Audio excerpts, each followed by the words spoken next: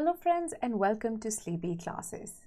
आज जो है हम शुरुआत करने वाले हैं अपने political science and international relations crash course की फॉर मेंस 2022। राइट, तो ये पहला हफ्ता होने वाला है एंड ये जो है पहला लेक्चर होगा। Now, because this is the first lecture, let me just recap a couple of points for you regarding this crash course. Now, ये जो आप मेरे पीछे शेड्यूल देख रहे हैं, ये इस पहले हफ्ते का शेड्यूल है। तो 13 जून ऑनवर्ड्स हम क्या कर रहे हैं, हमने political science and international relations के लिए क्रैश को शुरू किया है, जो कि हमने पिछले साल भी रन किया था। पिछले साल हमने 2 दिन ही जो है किया था, तो उतनी ज़्यादा कॉम्प्रिहेंसिव कवरेज नहीं हो पाई थी। However, it resulted in helping a lot of students जिनके बेहतरीन मार्क्स आ पाए इन द PSI और ऑप्शनल। राइट, तो आपने इंटरव्यू सुनी होगी राघवेंद्र शर्मा की, जो कि ऑल इंडिया रैंक 340 है। अनुराग नयन जी का मैसेज देखा होगा, all India rank 379। Preeti Panchal का मैसेज देखा होगा, who is also all India rank 449। ठीक है, तो ऐसे ही स्टूडेंट्स के मैसेजेस के थ्रू हमें मोटिवेशन मिली to make this course even bigger, right, and even more comprehensive, but at the same time to keep it free of cost, ताकि जितने बच्चों को हम हेल्प कर पाएँ उनको उतना पॉसिबल हो।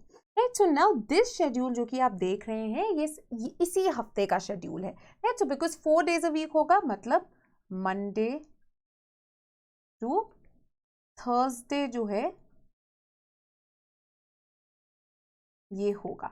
ठीक है, एंड 3 PM पे जो है ये आया करेगा। Right, so Monday to Thursday and then 3 PM, very important. तो आप 3 PM जो है टाइम बांध लीजिए। अगर आपको YouTube नोटिफिकेशन दे या ना दे, आपने ये देखना ही देखना है। ठीक है, तो ज़रूरी है अगर आपकी quick revision and quick coverage right before mains जो है आप चाहते हैं।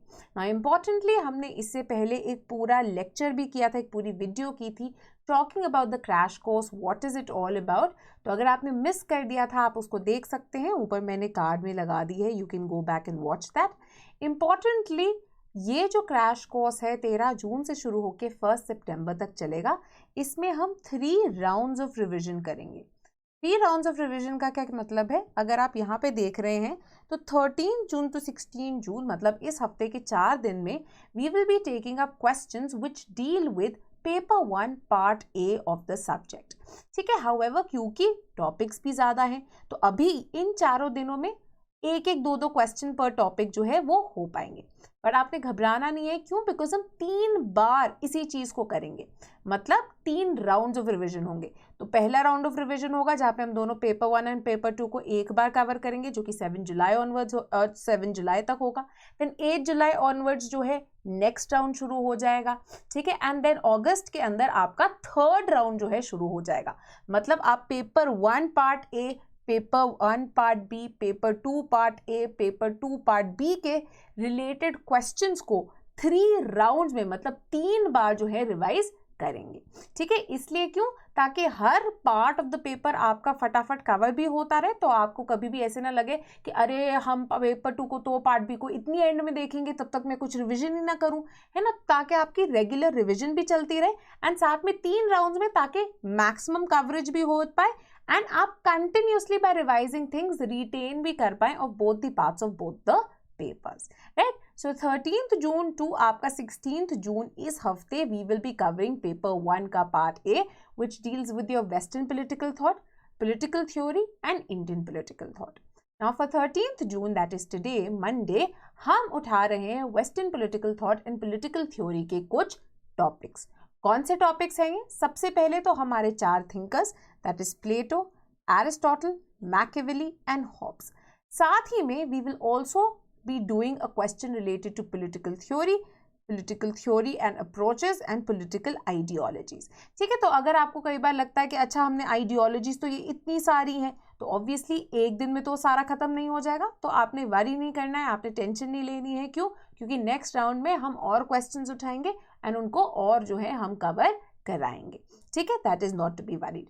नाउ वेरी वेरी इंपॉर्टेंटली, हमारे जो पिछले साल के फ्री क्रैश था जो है ना, वो भी बहुत बेहतरीन है। बिकॉज आप देखिए क्वेश्चंस जो है, हम प्रीवियस ईयर क्वेश्चंस भी क्यों करते हैं, इसलिए करते हैं because they have a tendency to repeat them, ठीक है। So along with this free mains crash course जो 2022 के लिए चल रहा है, जो हमने दिसंबर में ही चलाया था, because mains were right you know अभी हो के अटे थे 2021 में, तो mains were postpone because of Covid. तो आप उसकी प्लेलिस्ट भी जो है वो ज़रूर देख लीजिए। अगेन उसको भी मैंने कार्ड में भी डाल दिए, डिस्क्रिप्शन में भी डाल दिए, तो उसके अंदर जो क्वेश्चंस कराए गए थे आप उनको भी कर सकते हैं for a much wider coverage as well. तो आप लगा लीजिए 2 प्लेलिस्ट के अगर आप क्वेश्चंस जो है तैयार कर लेंगे, आपका ऑलमोस्ट पूरा सिलेबस जो है रिवाइज हो जाएगा। वेरी इंपॉर्टेंटली ये क्रैश कोर्स का और भी ज़्यादा एक एम्फेसिस किस पे है, on understanding how to write answers. अब बहुत सारे बच्चे क्या करते हैं, वो कंटिन्यूसली पढ़ते रहते हैं, कंटिन्यूसली चाहे रिविजन भी करते रहेंगे, स्कॉलर्स के नाम ऐड करते रहेंगे, बट आंसर्स कैसे लिखना है ये नहीं समझ पाते।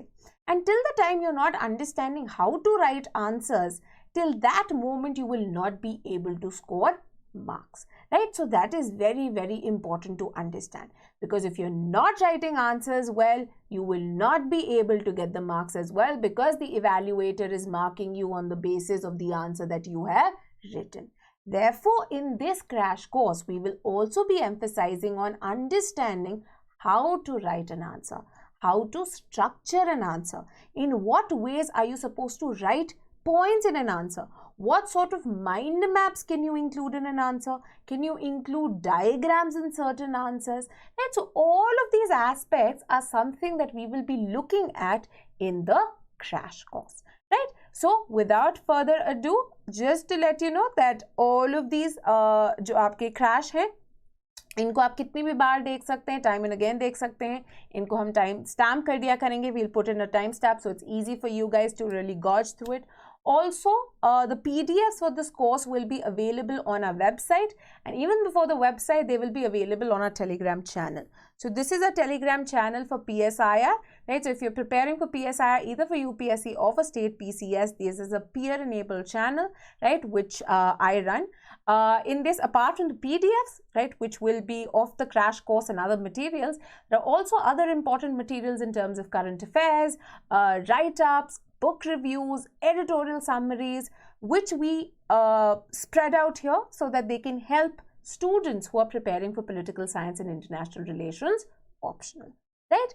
So I hope these things are clear to you. I hope you're able to understand and you're able to basically get an idea of how we will be proceeding with the crash course, right? Now in today's segment, we will be starting with 5 questions. Over time, because it's your first day, that is why I will only be doing 5 questions, because it's a fresh start. Next time onwards, we will try to cover more questions, say around 6 to 7 questions, so that the coverage can also be broadened. Right now, in this entire idea, in this entire lecture, what we will be looking at is first I'll teach you how to look at the question. Right? You read the question. That is one thing that since school, teachers have tried to imbibe in us as students, right? Now you write an answer to a question. What is that question? The question which is being posted in the paper, right? You aren't writing an answer what you feel like writing, right? Your answer should be able to answer the question which has been posted in front of you. So that is why सबसे important क्या होता है, to be able to read the question, to understand the keywords in the question, and then to be able to structure answer according to the requirements of the question, right? So that is exactly how we will be proceeding. We will first look at the question. I will break down the question for you so that in the paper you can break it down for yourself, understand what the question is asking, and then proceed accordingly. Next, I will be talking about the structure. So before we look at the the entire answer, because more or less you will realize content is available in plenty. A lot of you will be say many of you might be students in our PSIR course, right, where comprehensive coverage is given of each and every topic, right? So you might have enough content, or you might be student of any other ABC, whatever classes that you're doing or whatever notes you're reading, you will have a lot of material. You will have sufficient material in your hands. You will have IGNOU, you will have Brian Nelson, you will have GOBA, you will have this, you will have that, right? So content ki kabhi bhi kami nahi hoti. There is no dearth of content. However, the problem lies in how you are able to use this content to come up with answers that are both limited in terms of words as well as can be completed in the limited amount of time that you have available during your mains paper, right? So that is why it is important to understand structure of an answer so that you are able to maintain flow in an answer, and also only include points that actually are applicable to the question which has been put in front of you, right? So now let's move forward and look at some of the questions. Before we go, just to let you know that along with this free crash course, in case you're also hoping to improve your answer writing, because constant testing is a must for each and every step of UPSC examination. If you want to improve your marks, if you want to improve your rank, you need to be writing, and writing regularly, because that's the only way you will understand what are the areas where you're making mistakes, how are you doing compared to your peers, and how you can improve upon yourself through value added feedback, as well as certain tips for improvement, right? So for that, we also are running an answer writing series and a test series actually, right, which will consist of 4 half-length tests. These half-length tests will basically cover half of the syllabus of paper 1 and paper 2 each. So the first HLT, for example, will be paper 1 part A, the second HLT will be paper 1 part B, then the third HLT will be paper 2 part A, and the fourth HLT will be paper 2 part B. Apart from that, we will have 6 full-length tests which will be completely like UPSC. So 3 for paper 1 and 3 for paper 2, right? So basically you have an idea on how to attempt the paper, how to ensure that you're not missing out on any question, you're able to complete the paper and you're able to complete it well to ensure maximum possible marks in your examination, right? So we will be giving you value-added feedback. There will be a 360-degree review. You can have mentorship calls, wherein we will be giving you tips to how to, improve upon yourself. There will be a focus group as well, right? This is particularly also for our past students who've already, say, acquired ranks and are writing for rank improvement, or are other students who actually appeared for interview but unfortunately could not make it through the exam, and they're hoping to make it this time around, right? Apart from this, anyone who also joins test series gets complimentary current affairs course as well, right? So our current affairs lectures, so if you're writing mains this year, current affairs since January 2022 onward should be more than enough. So it will cover 6 months, right? Why? Because basically any news that happens, like the news which is being talked about during that time, happens to also be included in question.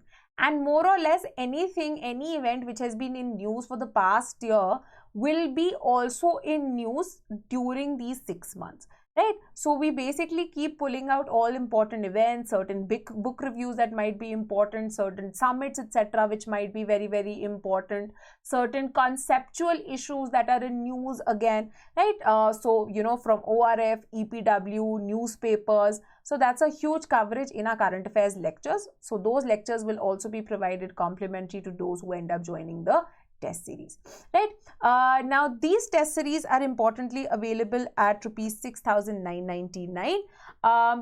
There is, I think, a discount ongoing as well, the first week, the early bird discount. You can call our team at 1800-893-043 for details and they will help you with the same. Also very importantly is PYQ analysis, previous year questions. So we have done that thematically. In fact, last year we had done that. So I will be re-tagging those videos again. I will be tagging that playlist. So in that you can go ahead and watch those previous year questions, or you can also go to the course that we have created on the website and look at the PYQ questions there.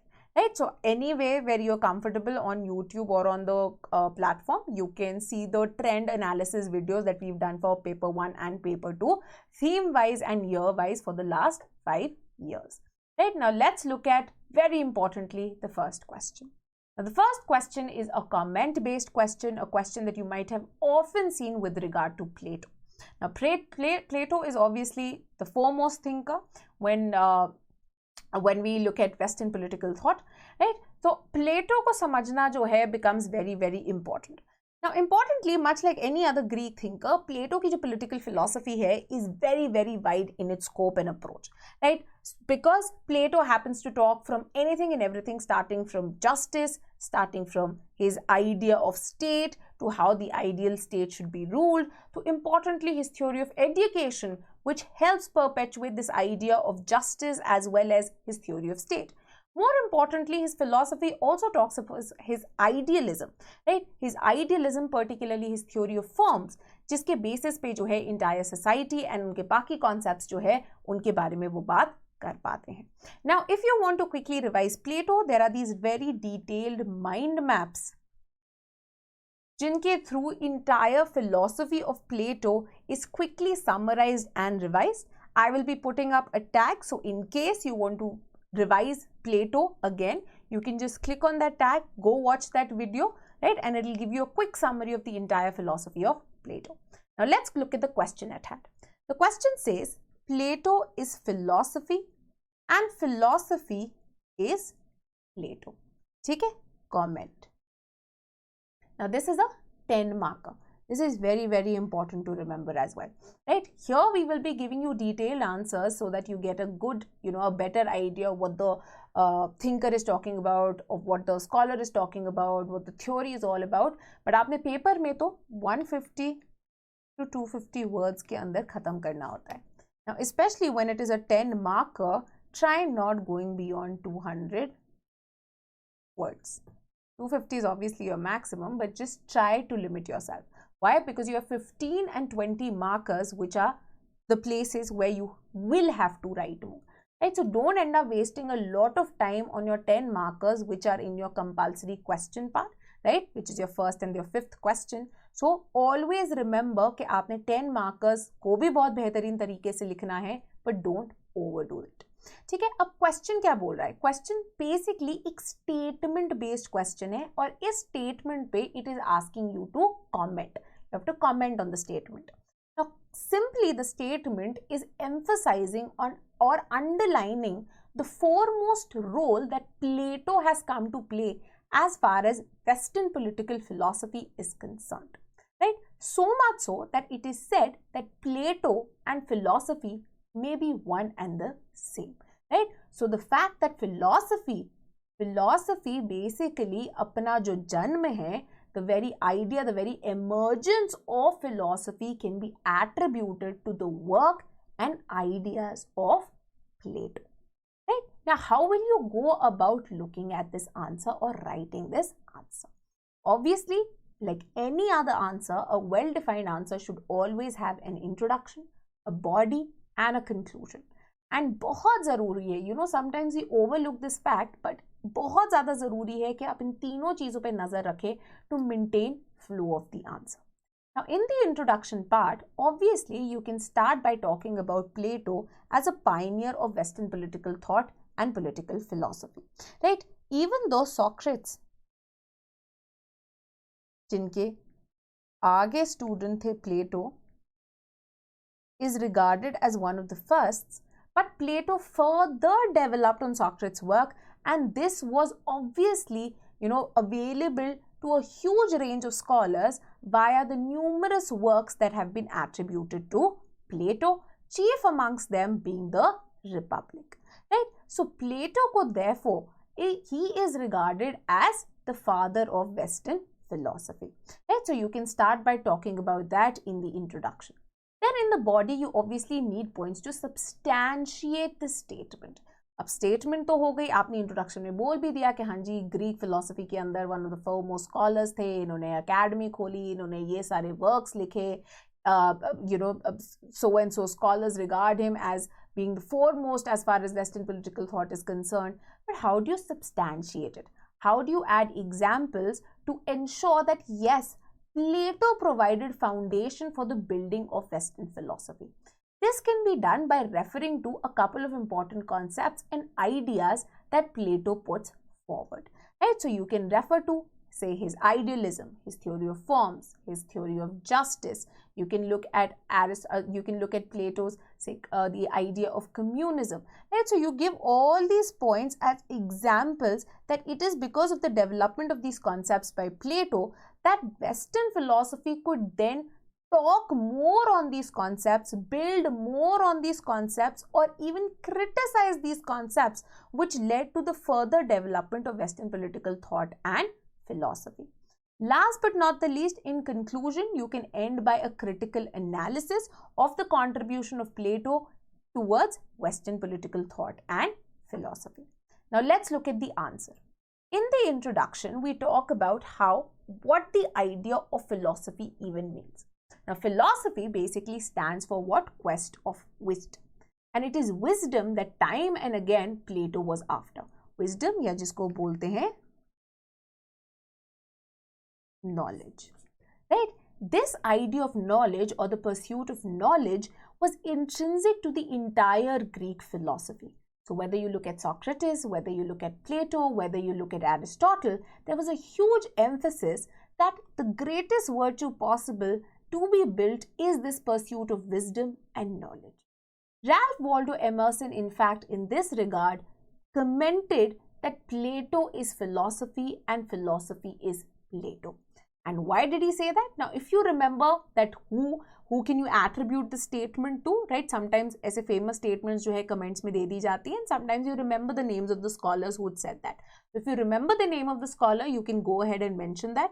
If you do not remember the name of the scholar, it is no big deal. You will not be penalized for it. Marks will not be cut if you are able to write a good introduction that suits the answer. So Emerson says that, so even if you didn't remember Emerson, you could have just talked about that why is this statement important. Right? Now we can say that Plato is philosophy and philosophy is Plato because Plato in his work and in his theories covers a number of concepts that at the end of the day came to be debated and talked about by even contemporary scholars. So even after his death, even after the demise of the Greek civilization, a huge thing that happened was that Plato's works still carried forward, and the concepts and ideas जो कि प्लेटो ने आगे रखे थे उनके ऊपर और scholars ने चल के और भी ज़्यादा काम किया. इन कॉन्सेप्ट्स को ईदर स्कॉलर्स ने डेवलप किया या फिर अगर क्रिटिसाइज भी किया, so that gave direction, a new direction to political philosophy as far as the western world was concerned. Now what are certain important concepts जिनके कारण आगे चल के वेस्टर्न फिलॉसफी को और ज़्यादा ग्रोथ का मौका मिला? The first idea that we talk about is the theory of idea itself, which laid the foundation of idealism. Now, one thing that Plato is known for is his theory of forms or idea. Now, according to Plato, what is real?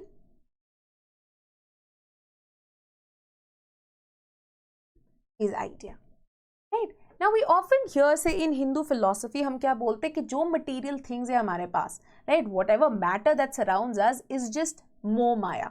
It is all moh maya. It is transitory. It is fleeting, and it can go vanish anytime. And it is not even close to perfection. Perfect क्या होता है ना? मोक्षा होता है. Now for Plato also, materialistic world was transitory and imperfect. But what was the real world? Where did true knowledge lie? In the realm of ideas. Therefore, he always preferred idea over matter, and it was in this realm of ideas that evolution of society and polity could be brought about.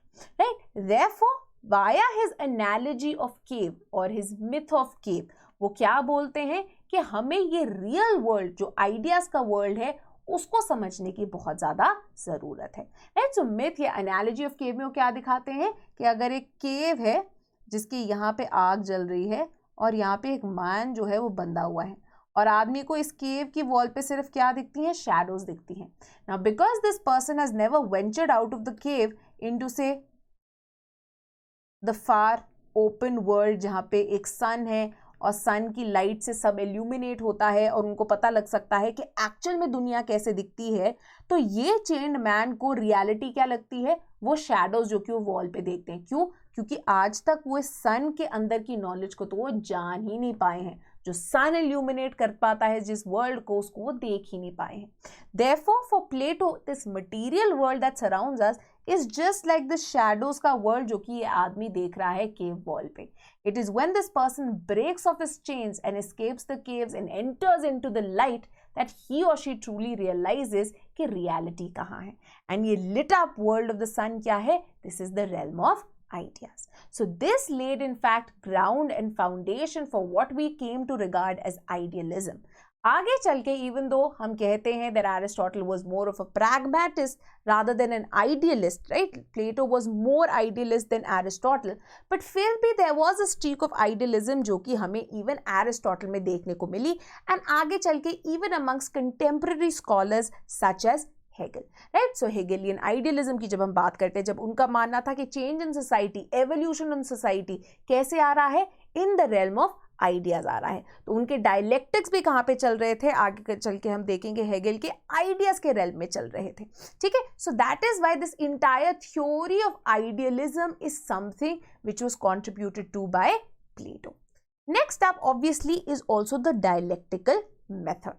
Now what is the dialectical method? Dialectical method is basically one of the logical or rational ways in which one furthers the argument or one is able to logically and critically look at the values of yourself as well as of the world. तो इसको as a means of progress जो है देखा जा सकता है, as a means of progress via debate जो है वो देखा जा सकता है. तो डायलेक्टिक में हमेशा जो है मूवमेंट आती है via clash of the opposites, right? So say I have an idea, B has an idea. Now our ideas, both of them may have elements of truth. By clashing with one another, what will happen is a better idea might come to evolve which will have the element of truth of A also, an element of truth of B also, and therefore will be much better and more progressive than both the ideas put forward by A and B. Right? So this dialectical method was seen as a way of progress of the society and polity at large, and this dialectical method later came to be adopted again by Hegel also, and उसके बाद marks जब upturn कर देते इस पूरे idea को और क्या बोलते हैं कि ये डायलेक्टिकल आइडियलिज्म नहीं बल्कि डायलेक्टिकल मटीरियलिज्म होना चाहिए. तो dialectical method will exist, but unlike Plato and Hegel जो कि इसको आइडियाज के रेल में यूज करते हैं, मार्क्स इसको मैटर के रेल में जो है यूज करेंगे. ठीक है. सो आप देख सकते हैं कि एक फाउंडेशनल कॉन्सेप्ट जो कि प्लेटो ने बनाया एंड कंटेम्प्रेरी वर्ल्ड में भी जो है वो आगे चल के कंटिन्यूड रहा इवन विद मार्क्स. ठीक है.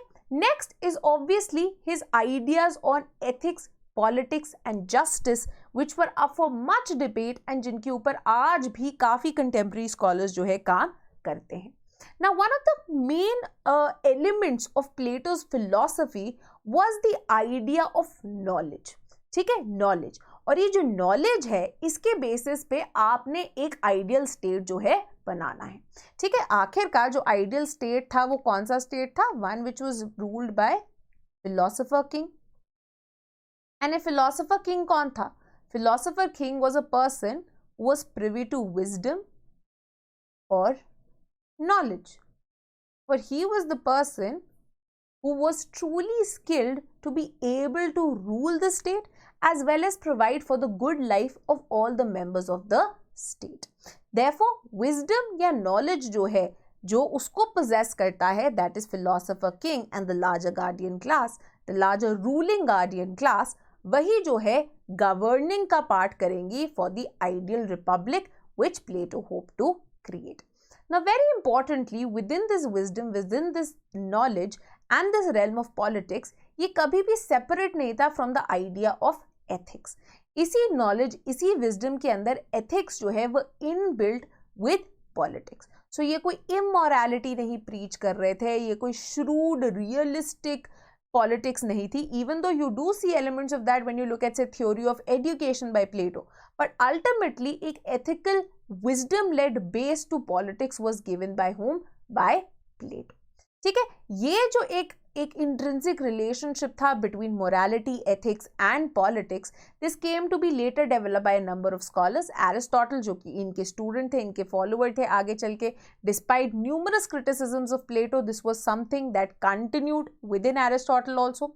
Despite the breakage between ethics and politics, say when which thinkers like Machiavelli or even Hobbes to certain level ended up providing, उसके बाद भी we see within liberal scholarship a number of scholars talking about and reasserting the need to interlink ethics and politics. ठीक है, चाहे वो lock हो जाए, aren't हो जाए, या फिर इंडियन पॉलिटिकल थॉट में अगर हम गांधी जी की भी बात कर ले, जिन्होंने अंडरलाइन किया था कि किस तरह से एथिक्स के बिना पॉलिटिक्स जो है एक बहुत ही करप्ट प्रैक्टिस बन जाती है. Then very importantly, इनकी theory of justice is also regarded as one of the foremost in the world and in Western political philosophy. Now justice जो है प्लेटो की एक बहुत ही स्पेशली डिजाइंड मैकेनिज्म था. जस्टिस जो है कॉम्प्लीमेंट करता था किसको? इनकी थ्योरी ऑफ सोल को. राइट, तो ये क्या बोलते हैं कि हर किसी की सोल के अंदर ना कोई एक ओवरवेलमिंग एलिमेंट होता है. कुछ लोग ऐसे होते हैं जिनके अंदर विजडम ज्यादा होती है, कुछ लोग ऐसे होते हैं जिनके अंदर करेज ज्यादा होती है. There are some people who might have say other appetitive parts more in them. So depending on your soul there are certain kinds of tasks that a person will be better suited to, right? So if you have an appetitive soul, you will be better off doing your everyday working class का काम. So you can be a farmer, you can be a tradesman, you can be a crafts person. आप ये सब कर सकते हैं. अगर आपके अंदर courage ज़्यादा है तो आप auxiliary बन सकते हैं. आपकी जो soldier fighting class है आप वो बन सकते हैं. अगर आपके अंदर विजडम या नॉलेज का एलिमेंट इन योर सोल जो है ज्यादा है तो आप जो रूलिंग गार्डियन क्लास या इवन जो फिलोसोफर किंग है वो बनने लायक साबित हो पाएंगे.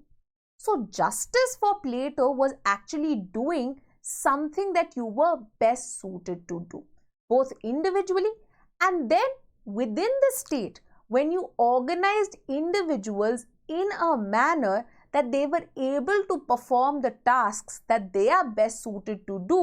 That was a state which was also the most justly organized. And that is why we also say that justice for Plato was what? It was individual writ large.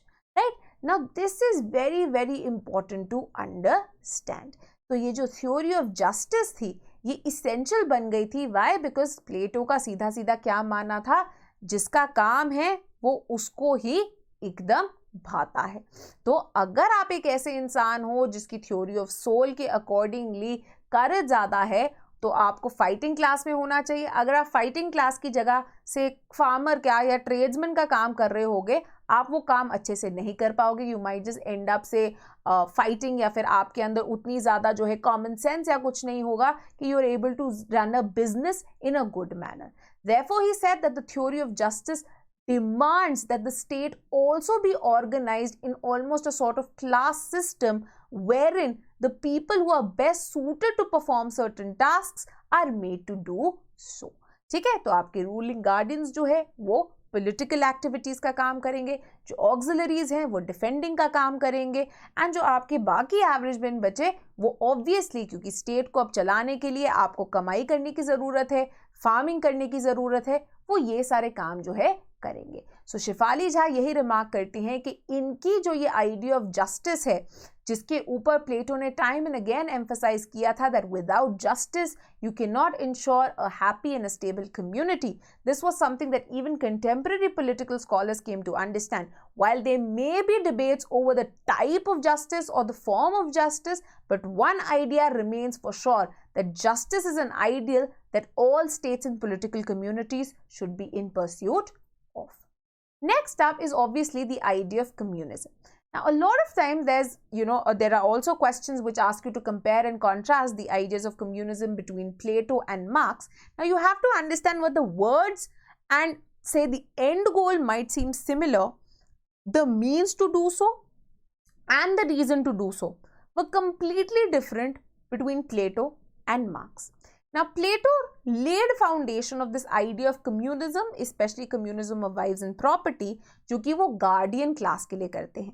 And क्यों करते हैं? To ensure कि किसी भी तरह से nepotism and corruption build up ना हो जाए, and जो guardian class which is supposed to use its wisdom and knowledge to ensure good rule of the ideal republic, वो किसी भी तरह से corrupt ना हो जाए, right? So this idea actually underlined even the importance of good governance in a state, and साथ ही साथ में दो main issues जो कि misgovernance and malfeasance का reason बनते हैं, that is nepotism and corruption, issues that societies even in the contemporary world end up dealing with.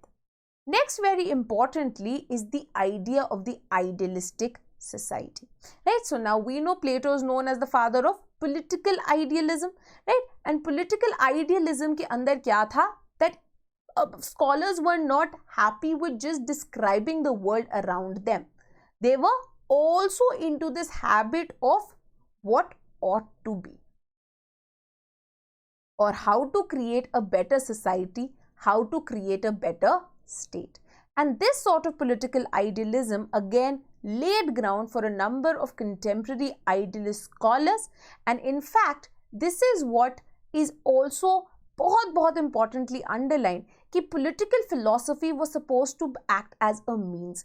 Political philosophy का एक end था, और ये end क्या है? इस तरह की एक ideal society या एक ideal polity बनाना.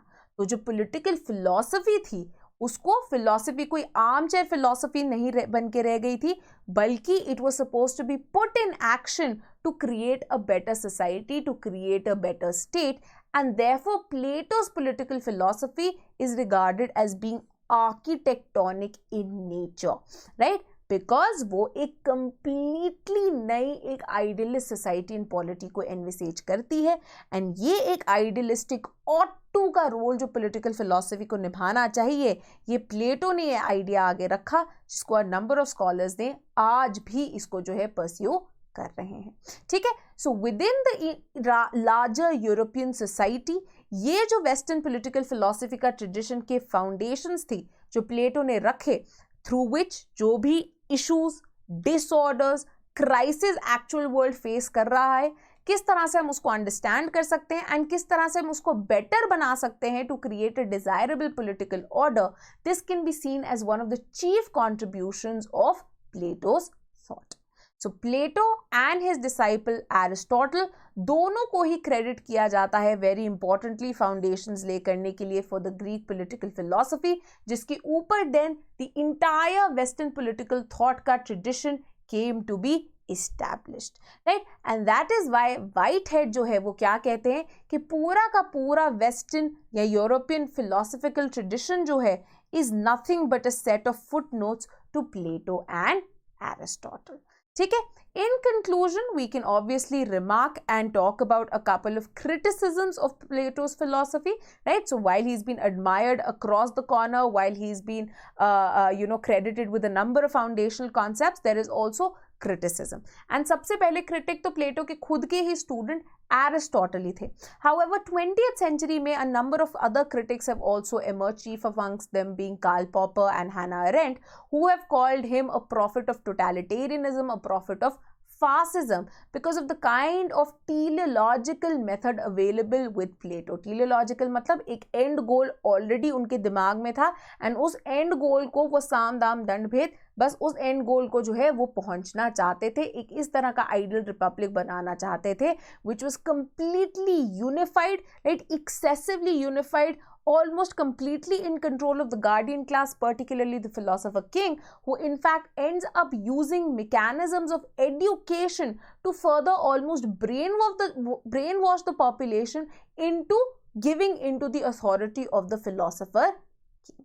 ठीक है, so इसीलिए क्रिटिसिज्म भी होता है प्लेटो का दैट प्रॉबेबली प्लेटो अपने कॉन्टेक्स्ट के लिए बहुत बढ़िया थे, but a lot of their ideas and concepts would not be comfortable with the kind of progressive democratic ideals जो कि contemporary world में आज हम देखने को मिलते हैं, including his vicious criticism of democracy as a political order. ठीक है, and with this critical analysis you can and this entire question as well. ठीक है, चलिए अब हम बढ़ते हैं towards the next question. Right, and में हमने एक और स्टेटमेंट दे दी थी that despite all this criticism, जितना मर्जी आप बुरा भला कर लीजिए, right, there is one thing that even the worst of his critics has come to believe that Western thought, either you can be Platonic or you can be non-Platonic, but you can never be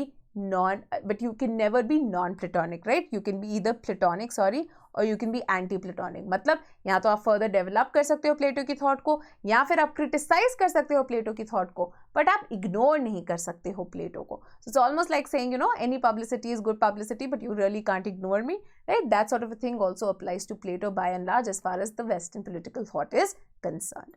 Now, before moving forward, just to let you know that apart from the test series, we are also running a 72 days daily answer writing series. Now, this is something that mains 2022 के बच्चे जो हैं, अगर you feel very overloaded with test series, so test series की जगह अगर आप regular answer writing करना चाहते हैं, डेली आंसर राइटिंग करना चाहते हैं, ताकि कोई भी दिन मिस ना हो एंड कंटिन्यूस इंप्रूवमेंट भी आप देख पाएं, सो this is a course that you can join. Now this is also a course that can be helpful for students of 2023 जो कि बेबी एक बार सिलेबस कवर कर चुके हैं या almost close to completing it and want to test their answer writing now. So this is something that can help both sets of the people. ठीक है, for details again you can call on the number or just visit the website. Now let's look at the next question. ठीक है, now the next question very importantly is on Aristotle. Now this is again a comment based question. The question says the polis exists by nature and that it is prior to the individual. Individualism नहीं होना चाहिए, सिर्फ individual होना चाहिए. ठीक है, it is prior to the individual comment. Now बहुत famous statement है. स्टेटमेंट क्या बोल रही है कि देखिए जो पॉलिस है, दैट इज जो आपका स्टेट है, जो पॉलिटिकल कम्युनिटी है, वो नेचुरल है. मतलब ये कोई आर्टिफिशियल मैन मेड या कॉन्ट्रैक्चुअल एंटिटी नहीं है, बल्कि एक ऑर्गेनिक, एक नेचुरल जो है एंटिटी है. Next, very importantly, the next part of the statement, this is just the first half. This is just the first half. What is the second half saying? The second half is saying that it is also prior to the individual, right? Unlike, say, liberalism, which talks about individual being first and foremost, what is Aristotle saying? That the polis, the polity, the political community is prior, that you have to give it a greater priority to the polis rather than the individual. That it is prior, it is foremost, it is more important than the individual. ठीक है, अब समझ में आ गया आपको keyword, समझ में आ गया क्वेश्चन आखिरकार पूछ क्या रहा है. Now let's look at the basic structure. Now structure के अंदर सबसे पहले obviously you will end up introducing Aristotle as a thinker. Aristotle का आइडिया ऑफ पॉलिस क्या है, किस तरह की उनकी आइडियल पॉलिटिकल कम्युनिटी थी, ठीक है, किस तरह से ये प्लेटो के आइडियल से जो है डिफर करती है. Then in the body we can talk about the emergence of the state, किस तरह से इमर्ज होके आता है, किस तरह से इनबिल्ट है ह्यूमन नीड्स के अंदर ही. And then you can even compare and contrast it with other theorist. Very importantly, ये जो इमर्जेंस में आप बात कर रहे हो उसके अंदर ये जो पूरी स्टेटमेंट है ये क्लियर हो जाएगी. In conclusion, you can continue with the interlinkages and you can also provide a critical analysis of this statement. ठीक है, अब आंसर की तरफ बढ़ते हैं. Now obviously political philosophy of Aristotle के अंदर सबसे ज्यादा इंपॉर्टेंट, सबसे ज्यादा वेल नोन क्या है, उनका idea of polis, and this idea that polis is very intrinsic to the nature of humans, to the nature of man. Why? Aristotle ने क्या बोला था कि humans, man क्या है, एक सोशल एनिमल है, एक्चुअली बाय एक्सटेंशन एक सोशल एंड पॉलिटिकल एनिमल है. ठीक है, this was a statement that Aristotle is known for. Now very very importantly, unlike Plato, Plato का क्या कहना था, वहां पे उन्होंने एक फिलोसोफर किंग लेड जो है स्टेट, एक पॉलिस जो है बना दिया था. Now Aristotle completely differs from Plato in this regard. ठीक है, एरिस्टोटल के लिए वो क्या कहते हैं, जैसे कि हमने पहले ही बताया कि स्टेट क्या है, state social and political nature से जो है इमर्ज होके आता है मैन की. In fact that is what Aristotle said, that you have to be either a god या फिर एक beast to survive without a state. ठीक है, अगर आप एक प्लेन ओल्ड मॉर्टल हो, अगर एक आप नॉर्मल ह्यूमन बीइंग हो, तो आपको अपनी एग्जिस्टेंस के लिए स्टेट में रहना ही पड़ेगा, आपकी गुड लाइफ के लिए, आपकी सारी नीड्स को फुलफिल होने के लिए. You can either be a monster or you will have to be a heavenly god, अगर आप स्टेट के बिना जो है एग्जिस्ट कर सकते हो. नाउ इंपॉर्टेंटली एरिस्टोटल जो है, Aristotle looks at human nature in a very positive manner.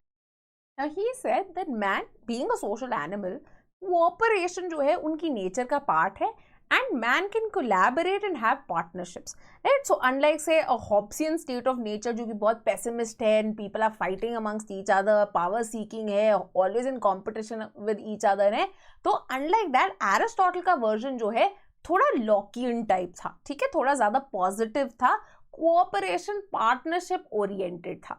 ठीक है, however more importantly, unlike sophists were a branch of एक तरह के फिलोसोफर्स थे वो, जो कि इंडिविजुअल को प्राइमेसी देते थे. ठीक है, और उनका क्या कहना था कि individual is prior to the state. So often sophist को जो है बहुत ज्यादा क्रिटिसाइज भी किया जाता था by Greek scholars like Plato and Aristotle for being very very selfish.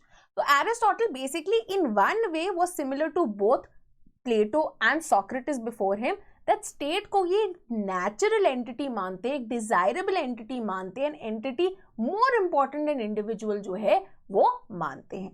अब यहाँ पे मैंने इसको आपके लिए डिटेल में समझाया है. इन सारी चीजों को आप 2 लाइनों में खत्म कर सकते थे कि एरिस्टोटल के लिए क्या है, स्टेट जो है stems out of the social and political needs of the man.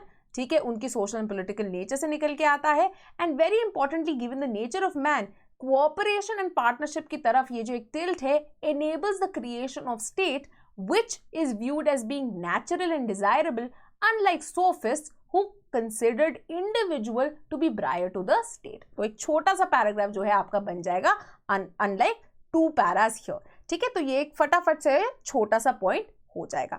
ठीक है, अगेन यहाँ पे मैंने एक रिवीजन ऑफ प्लेटोज व्यूज लिखा हुआ है. अगर आप इसके बारे में नहीं भी बात करेंगे, आपका आंसर कंप्लीट रहेगा, आपका आंसर में आपको अच्छे मार्क्स मिल जाएंगे. सो जरूरी नहीं है प्लेटो के साथ कंपेयर करना. इनफैक्ट आप कुछ और स्कॉलर्स को जो है यहाँ पे लेके आ सकते हैं, जो कि मैं आपको आगे दिखाऊंगी.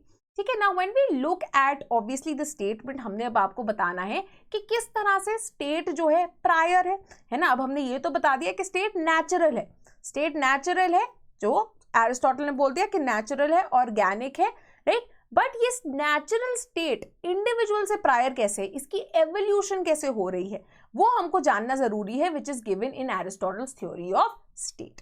ना ह्यूरर हेबरमास जो है यहाँ पे एरिस्टोटल की थ्योरी को एनालाइज करते हैं in his work on public sphere and underline करते हैं कि किस तरह से एरिस्टोटल के लिए पॉलिस या स्टेट जो है was created to ensure good life and citizens जो है इस good life के लिए किस पे डिपेंडेंट थे, पॉलिस पे डिपेंडेंट थे. तो इसको दिखाने के लिए in the theory of state Aristotle एक हायरार्की ऑफ नीड्स बता देता है ह्यूमन की. तो कहते हैं हर ह्यूमंस की जो है कुछ बेसिक नीड्स होती है, एक हायरार्की होती है starting from the lowest most basic needs and then which move upwards. Now the simplest needs are obviously your biological needs, the need to procreate, the need to have a family. ठीक है, तो ये जो need है कौन fulfil करता है, the first institution which is of family. तो कोई भी इंडिविजुअल कंप्लीटली अकेला तो रह नहीं सकता. Even for the basic most biological the simplest of needs, उनको एक छोटे से ग्रुप की जरूरत होती है, जिसको हम क्या बुलाते हैं, फैमिली बुलाते हैं. हाउएवर अभी भी जो नीड्स है फुलफिल नहीं हो रही. इसके ऊपर भी जो है कुछ हमारी सेकेंडरी नीड्स होती हैं, हमारी सोशल नीड्स होती हैं, इकोनॉमिक नीड्स होती हैं, उनको फुलफिल करती है a larger grouping which can be called a village और अ कम्युनिटी. सो से अ सेंस ऑफ रिलीजन, हमारी ट्राइब, हमारा विलेज, राइट, ये सब क्या है, ये एक सेकेंडरी इंस्टीट्यूशन हो गई. हाउएवर ये भी इंस्टीट्यूशन जो है कंप्लीट नहीं है, फुलफिलिंग नहीं है to complete all of humans needs.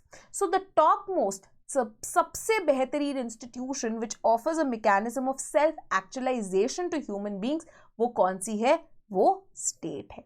ठीक है, तो इस स्टेट के अंदर जितनी नीड्स हो सकती है एक पर्सन की, उनको ये फुलफिल करता है. सेल्फ एक्चुअलाइजेशन का मौका देता है, that is a person is able to fulfil their potential to their complete with in this entity called the state. ठीक है, इनफैक्ट यहाँ पे आप हेगेल की भी बात कर सकते हैं, that much like Aristotle, Hegel also looked at state as the highest form of institution, calling it as march of God on earth। ठीक है, तो आप ये भी एक कंपैरिजन, एक इंटरलिंकेज जो है यहाँ पे ड्रॉ कर सकते हैं। Therefore, the state was the culmination of institutional development। ठीक है, तो अब हमें ये समझ में आ गया कि ये नेचुरल कैसे है, कि बेसिकली स्टेट क्रिएट नहीं किया जा रहा, बट खुद ब खुद नेचर में ही इमर्ज हो गया। वाई? बिकॉज एक मैन की नीड्स तब तक फुलफिल नहीं हो रही थी सारी, जब तक स्टेट की इमर्जेंस ना हो पाए। सो bye till this section we have tackled the first part of the question. However, the second part remains. Now in this जो डायग्राम है, a lot of you might end up thinking that state जो है ये तो final institution है, culminating institution है। How is this prior to the individual? Now he says that it is prior to the individual, and not just the individual but also the other communities जो कि इसके predecessors हैं, that is family and community. Why? Because this is the organization जिसके without the life of humans is meaningless। तो आप सिर्फ एक family में या सिर्फ एक विलेज तक अगर आप रह रहे होगे, आपको सेल्फ एक्चुअलाइजेशन नहीं मिलेगी, आपकी लाइफ पूरी नहीं होगी, आपकी नीड्स पूरी नहीं होंगी, तो आपकी लाइफ जो है मीनिंगलेस। सो आपकी एक fulfilled life as a human being possibly तब हो पाती है जब आप एक स्टेट के अंदर रह रहे होते हैं। उससे पहले तक you aren't even living the complete and full life as a human being. ठीक है, तो इसी में the relevance of this idea, the relevance of the comment can actually be gauged by comparing modern day thinkers। जैसे कि मैंने बताया, आप हेगल के साथ जो है इनको कंपेयर कर सकते हैं।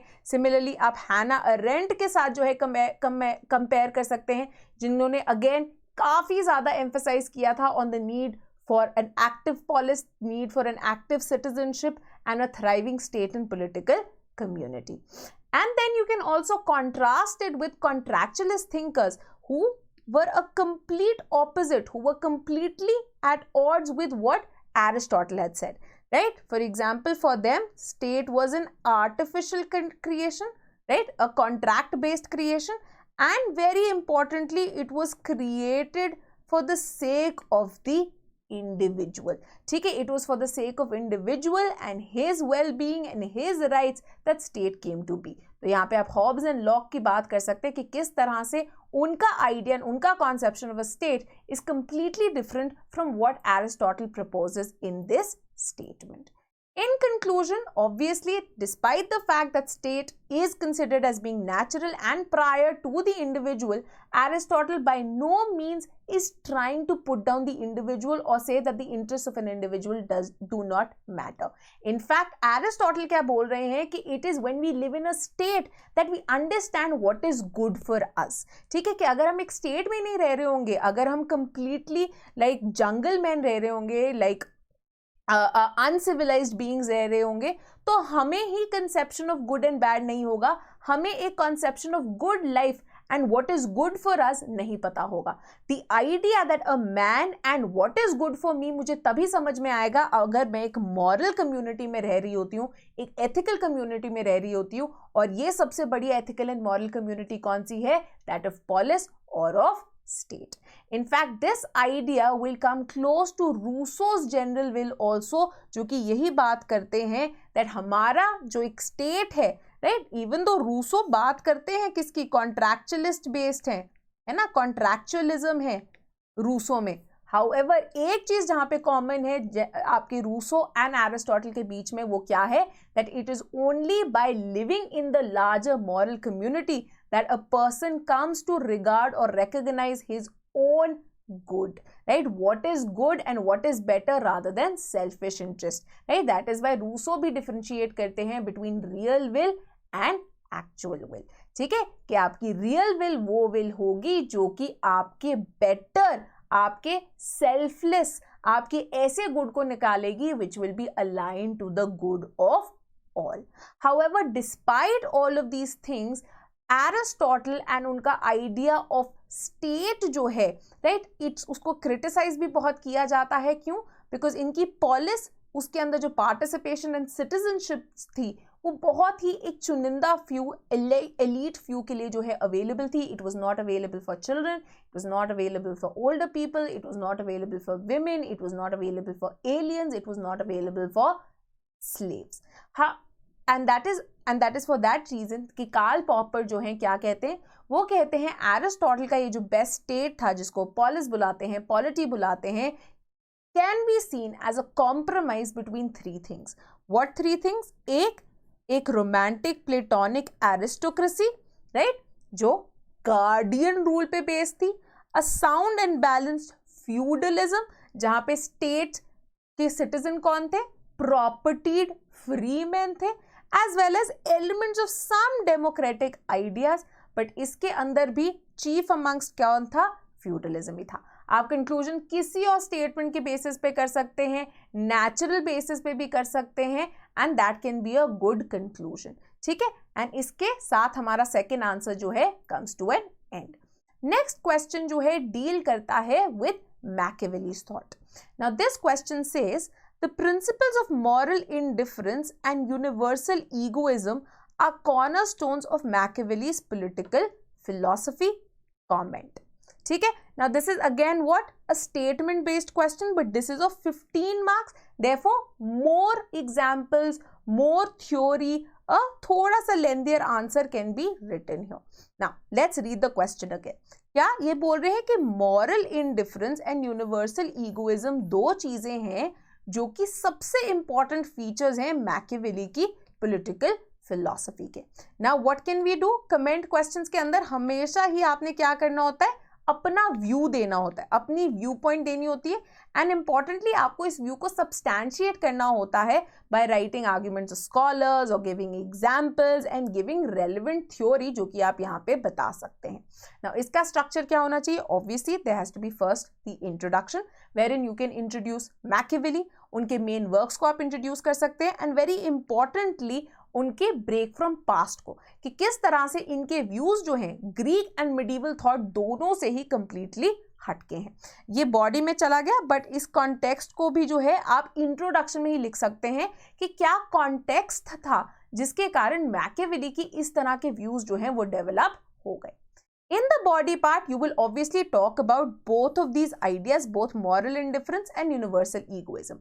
And we will see that how both of these features are intimately linked to Machiavelli's idea of human nature, and उस human nature से जो वो theory of state जो है develop करते हैं, theory of state and statecraft. Then you can draw some comparisons, draw some interlinkages with other thinkers just such as Kautilya और सन्सु, जिसके थ्रू आपका आंसर जो है थोड़ा मल्टी डायमेंशनल बन जाएगा. Then obviously in conclusion you can offer some critical analysis of Machiavelli and इनके जो पॉलिटिकल प्रिंसिपल्स थे. ठीक है, तो चलिए अब आगे बढ़ते हैं. Let's look at the answer very very quickly. Now Machiavelli, as you all may know, emerged at the cusp of Renaissance. तो आपको पता है that Europe was going through dark ages. Again इनका जो पूरा कॉन्टेक्स्ट के ऊपर इनकी जो माइंड मैप है वो दिया गया है in the PSIR playlist. So if you want to quickly revise Machiavelli, you can just go there and have a look at it. तो मैकियावेली को क्या बुलाया जाता है? चाइल्ड ऑफ रेनेसां बुलाया जाता है. उनसे पहले क्या चल रही थी? द मिडीवल एजेस चल रही थी, जहां पे पॉलिटिकल थॉट एंड थ्योरी के ऊपर डिवाइन रूल का आइडिया जो है सबसे ज्यादा प्रेवलेंट था, कि भाई किंग को क्या कर दिया गया है? भगवान से राइट मिला है टू रूल, तो किंग बस जो बोल दे वो सही है. बट साथ ही साथ में क्या होता था? King had to look at and adhere to whatever the church was saying. तो चर्च जो है कंटिन्यूसली किंग की वर्किंग के अंदर, स्टेट की वर्किंग के अंदर इंटरफेयर करता रहता था, causing a tug of war between Kings, the princess and church. साथ ही साथ में रेनेसां के एरा के अंदर जो एक माइंड था which was continuously being oppressed by these ideas of the church, उनको खुलने का मौका मिला. Why? Because of revisiting of Greek works on both philosophy as well as science. साथ ही साथ में it was during this time that जो इटालियन सिटी स्टेट्स का कॉन्टेक्स्ट था उसने भी मैकियावेली को बहुत ज़्यादा इम्पैक्ट किया, राइट। इटली, पर्टिकुलरली फ्लोरेंस, जिस सिटी स्टेट को बिलोंग करते थे, had been at the center of this Renaissance movement, and therefore Machiavelli found himself right at the center of this change which was enveloping Europe. तो इनके जो work है, दोनों ही prince as well as the discourses on Livy, बहुत ही important हो जाते हैं in this context. Why? Because they made a massive break from the medieval thought, particularly as far as this dominance of church and the idea of divinity and complete control over the king was concerned. But साथ ही साथ में ये Greek idealism and emphasis and the link between ethics and politics से भी काफी ज्यादा differ करते थे. जैसे कि हमने देखा है, both for Plato as well as Aristotle, politics was intimately linked to ethics. हमेशा ही morality and ethics पॉलिटिक्स के साथ चलते थे, and Machiavelli makes a complete break from this. Now Machiavelli therefore is always sometimes regarded as one of the first modern thinkers. Why? Because Machiavelli happened to be the first thinker जिन्होंने politics के लिए एक autonomous realm की बात की, right. उनका क्या कहना था? Politics is not religion, politics is not ethics, politics is something that is completely independent in its own realm, and therefore politics की study and the way that we practice politics should have its own rules and regulations, right? So ये जो है एक बहुत ही revolutionary statement थी जो कि completely हटके थी इनसे पहले के टाइम के, ठीक है. तो ये आइडिया जो है therefore becomes very very important. Another thing very important is obviously that same very context, the idea that he belonged to Florence, and इस टाइम जो इटली था, यूनिफाइड इटली नहीं था, but Italy comprised of a number of city states जो कि एक दूसरे के साथ भी लड़ रहे थे, एंड देन उनको कंट्रोल करने के लिए भी एक ongoing tug of war थी between the church also and then आपका द लार्जर आपका जो एम्पायर था उसके बीच में भी, ठीक है. तो अब इसीलिए इस दौरान Machiavelli as a diplomat understood the need to focus on national interest, and therefore उनका क्या मानना था कि स्टेट के लिए ethics, morality, everything is secondary. What is of foremost importance? The security, the safety and the good and the national interest of the state, and statecraft का गोल ही ये होना चाहिए, the security and the interest of the state itself, rather than some religious goal, some ethical goal or some moral goal. So Machiavelli at the end of the day किस पे emphasize करते हैं? Power politics पे emphasize करते हैं. And this emphasis on power politics inadvertently emerged from what? Emerged from the view of human nature जो कि Machiavelli hold करते थे. Now say unlike Aristotle, you know, जिन्होंने सोशल पॉलिटिकल एनिमल बुलाया, जिन्होंने कहा मैन जो है नेचुरली डिस्पोज है towards cooperation and partnership, Machiavelli का एक बहुत ही नेगेटिव व्यू था of human nature. And Machiavelli बोलते कहते मैं हवा में नहीं बात कर रहा, मैं कोई आम चाहे फिलोसोफर नहीं हूँ, मैं कोई बड़ा थ्योरिस्ट नहीं हूँ, मैं कोई आइडियाज की बात नहीं कर रहा हूँ, I am learning from history. So historicism is an important methodology prevalent in Machiavelli. Machiavelli says that when I study history, I see that men, humans, are extremely vile creatures, right? They are selfish, they are greedy, they are ungrateful, and they are power hungry. Everyone wants what the other person has. And this is why throughout history, you see so many fights, you see so many conflicts, you see so much competition. And that is why this church and other empires are also able to always cause some sort of rift or conflicts because of this very nature of human beings, right? So therefore, even though people might be say innately social, है ना, जैसे Aristotle ने बात की थी कि भाई ये तो innately social है, cooperation है, you know, predisposed towards partnership है, Machiavelli makes a break from this and says no, actual में ह्यूमंस जो है ग्रीडी है, सेल्फिश है, एंड व्हाट हैपेंस इज अगर आप इनके ऊपर कंट्रोल नहीं रखोगे, ये इसी तरह से जो है चलते जाएंगे, ठीक है. Therefore Wolin when he analyses Machiavelli's political thought, Wolin क्या कहते हैं? वोलिन कहते हैं whenever you look at politics, what is politics? Politics is basically that there are limited goods and there is unlimited ambition, right? So limited resources है and हर किसी को वो सारे रिसोर्सेज चाहिए, जिसके कारण and given the pessimistic negative human nature of man, continuously जो है टग ऑफ वॉर चलती रहती है. देयरफॉर फॉर मैकियावेली ये ह्यूमन नेचर जो है डिस्पाइट हिस्ट्री के डिफरेंट डिफरेंट फेजेस ये नेगेटिव ह्यूमन नेचर जो है कांस्टेंट रही है, एंड ये जो नेचर है ये क्या है, ये ही एक्चुअली यूनिवर्सल ईगोइज्म है, that everyone is selfish, everyone thinks मैं सबसे इंटेलिजेंट हूं, मैं तो सबसे बड़ी हूं, मैं पेपर लिखूंगा तो मेरे तो 300 नंबर आने ही आने हैं, तुम कौन हो, है ना, तुम्हें तो कुछ आता ही नहीं है, ये क्या है, वो क्या करा रहे हो, मैं तुम्हें बताता हूं what is the correct way of writing this, what is the correct way of going about things, ठीक है। तो ये universal egoism Machiavelli says is intrinsic to human nature, and therefore on the basis of this human nature which has remained constant throughout history, we can come to formulate certain general laws of political behavior जिनके basis पे हमें state craft and ruling के rules बनाने चाहिए so as to ensure the security and safety of the state, ठीक है। तो इस लॉजिक के बेस पे वो क्या करते हैं, एक रियलिस्टिक थ्योरी ऑफ स्टेट बनाते हैं। वो कहते हैं देखिए मैं कुछ नहीं बोल रहा कि morality is our gain, good life is our end, theory of ideas is our end, ideal society हमने बनानी है, no, he says I am not concerned with any of that, state itself is an end, the security and safety of the state in itself is an end, and I might adopt any means to ensure that my state remains safe. So all means, so means do not matter for Machiavelli. What matters is the end, and what is the end? The security and safety of the state. So in the realm of statecraft, jahan pe state is supreme, jahan pe state is the prime end, any means therefore are justified.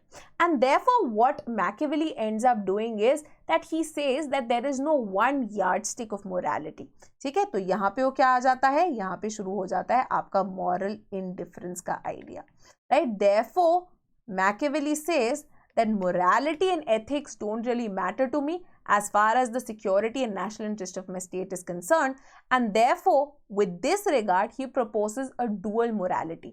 One morality या virtue, this virtue is very different from virtue जो कि हमने Greek philosophy में देखा था. This virtue is something that the ruler or the prince develops, which is an pragmatic form of statecraft to ensure the interest of the state, and another public morality which applies to the citizens so as to ensure some form of law and order. Therefore, in politics, Machiavelli feels that some form of flexibility is required. Why? Because the context is changing every day. So, depending on circumstances, a ruler should be able to do what is best for the state, right? This might lead to lying, this might lead to cheating, this might lead to violence, but all is fair as far as the state is safe and secure. And that is why Machiavelli says that the prince needs to be a combination of lion and fox and adjust accordingly so as to ensure that the state remains safe and the state remains thriving. And in fact, on re-examination, we can find a lot of parallels between Machiavelli as well as Kautilya. तो कौटिल्या को Indian Machiavelli भी बुलाया जाता है, but Kautilya ज़्यादा पुराने हैं तो हम मैकियावेली को इंडियन कौटिल्या बुला सकते हैं, जहाँ पे कौटिल्या भी जो है काफ़ी श्रूडनेस ऑफर करते हैं एज फार एज अर्थशास्त्र एंड पॉलिटिकल रूल इन अर्थशास्त्र इज कंसर्न. सो डिस्पाइट अ धार्मिक एलिमेंट, वहाँ पे भी धर्म की बात ज़रूर करते हैं कौटिल्या, तो इतना जो है एक मॉरल इनडिफरेंस आपको कौटिल्या में नहीं देखने को मिलता, बट एक तरह की जो श्रूडनेस मैकियावेली ने दिखाई है वो आपको कौटिल्या में भी देखने को मिलती है. सिमिलर जो है सिमिलर स्ट्रेन्स जो है आपको सन त्सू की आर्ट ऑफ वॉर और उनकी थ्योरी के अंदर भी जो है देखने को मिल जाती है. तो इस तरह से हमने एशियन फिलॉसफी के साथ पैरेलल्स ड्रॉ कर लिए with the western philosophy. However, despite these, despite the continuance of these views, there is also a lot of criticism. So scholars like Leo Strauss ने इनको जो है बहुत criticize किया है मैकियावेली की इन thoughts को, और इनको क्या बुलाते हैं, टीचर ऑफ evil बुलाते हैं.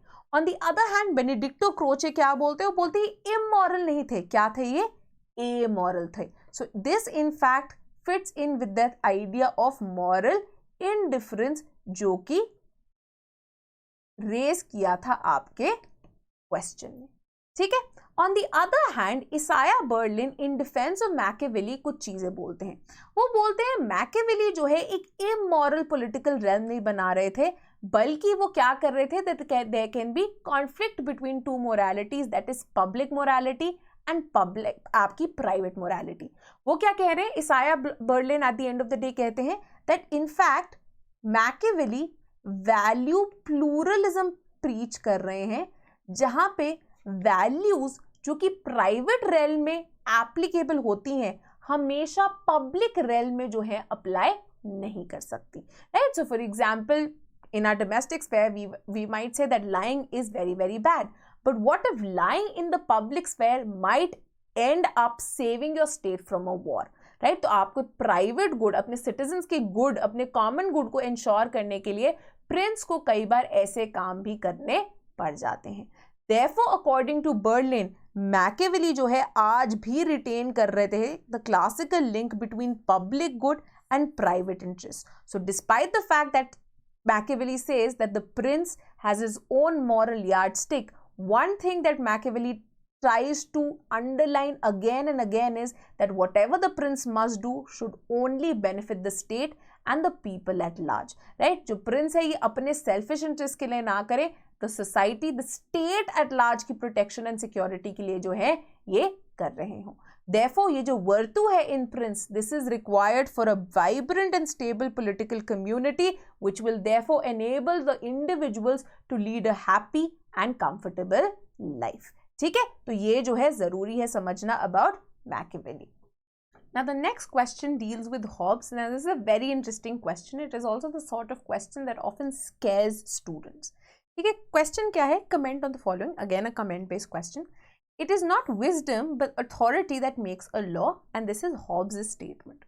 Now more often than not what happens is that students might end up thinking, अरे ये तो नोट्स में हमने पढ़ा ही नहीं है, स्टेटमेंट कहाँ से आ गई, हम पूरा Hobbes थोड़ा पढ़ेंगे, ये किस तरह की स्टेटमेंट है. Again, why do I say you have to break down the question? Because when you break down the question and understand कि वो basically पूछ क्या रहा है, बोल क्या रहा है, you will realize that you've actually read all of this, and from that content only easily आप इसका आंसर बना सकते हो. क्वेश्चन क्या बोल रहा है? क्वेश्चन बोल रहा है कि हॉब्स का कहना है विजडम से लॉ नहीं बनता, अथॉरिटी से लॉ बनता है. And this is something which is intrinsic to what we talk, what we call is Hobbesian idea of sovereignty and Hobbesian idea of law as well. ठीक है, नाउ हॉब्स जो है बहुत इंपॉर्टेंटली अपनी theory में एक पॉलिटिकल एंड लीगल सॉवरेन जो है क्रिएट कर देता है, which is your Leviathan. ठीक है, now this is something that we all know. Now how do we understand the statement? The statement basically is saying that listen, wisdom.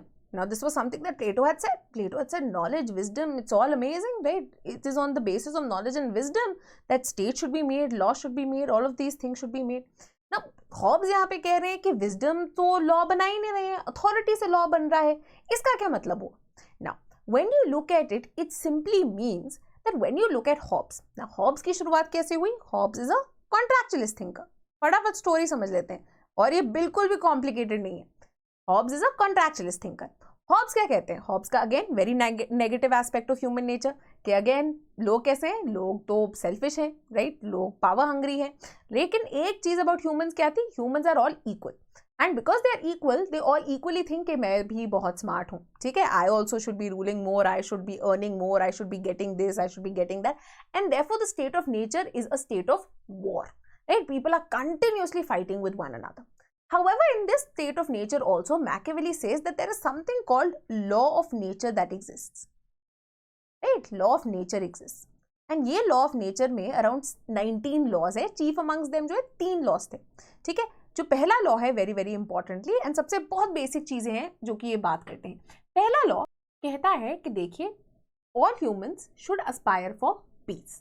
ठीक है, peace maintain करने की कोशिश करो. अगर ये नहीं कर पाते हो तो हर ह्यूमन के पास सेल्फ प्रेजर्वेशन, सेल्फ डिफेंस का जो है राइट है. ठीक है, ये उन्होंने बोल दिया. अब स्टेट ऑफ नेचर में तो प्रॉब्लम ही ये थी. पीस चाहे हमारा रीजन, विजडम आखिरकार क्या है? Wisdom is another word for reason, rationality, right?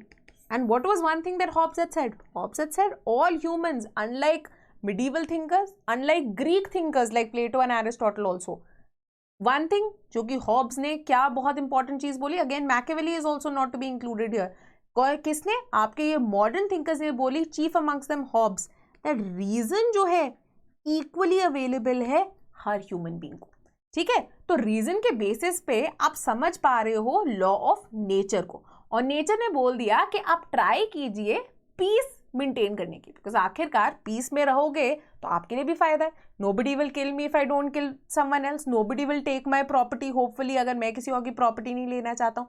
Now these all things sound very very well in your head, but जरूरी नहीं है कि दूसरा इंसान भी जो इतना पीस लविंग भी हो, चाहे जो मर्जी रीजन हो, बट ह्यूमन की नेचर तो नेगेटिव है, ग्रीड तो इनबिल्ट है ना. So I want more things for myself. So despite the fact that law of nature says that peace should be there, I will try to come and take what is yours. And now first law में ही बोला है that I can self preservation के लिए मैं चीजें कर सकती हूँ, self defense कर सकती हूँ. So क्या होगा, हम दोनों में लड़ाई हो जाएगी. तो इसीलिए there is a constant state of war. तो second law क्या है? second law कहता है कि देखिए, अगर आपसे पीस मेंटेन नहीं हो पा रही तो जो ह्यूमंस है वो एक कॉन्ट्रैक्ट एंटर कर सकते हैं जिसमें they will mutually divest themselves of certain rights. ठीक है, they will give up their certain rights, and एक राइट जो उनके पास हमेशा रहेगा वो कौन सा है, सेल्फ प्रिजर्वेशन का. एंड थर्ड लॉ क्या कहता है कि अगर आपने इस तरह का एक कॉन्ट्रैक्ट या कवेनेंट साइन कर लिया, अगर आपने एक कॉन्ट्रैक्ट साइन कर लिया, then you better abide by this law. Why? Because आपने वॉलंटरीली ये कॉन्ट्रैक्ट जो है वो साइन किया है. नाउ इतनी आपको कहानी समझ में आ गई. नाउ ये जो नेचुरल लॉ की मैं बात कर रही थी, जो ये लॉ ऑफ नेचर की बात कर रही थी, now this is something that Hobbes said. He said law of nature अब रीजन के थ्रू बनाया गया है, रीजन के थ्रू ह्यूमन बींग्स समझ भी सकते हैं. बट एक चीज, राइट, इसको हम बुलाते जरूर लॉ ऑफ नेचर है, बट क्या ये ट्रूली लॉ है? ये नहीं है. क्यों?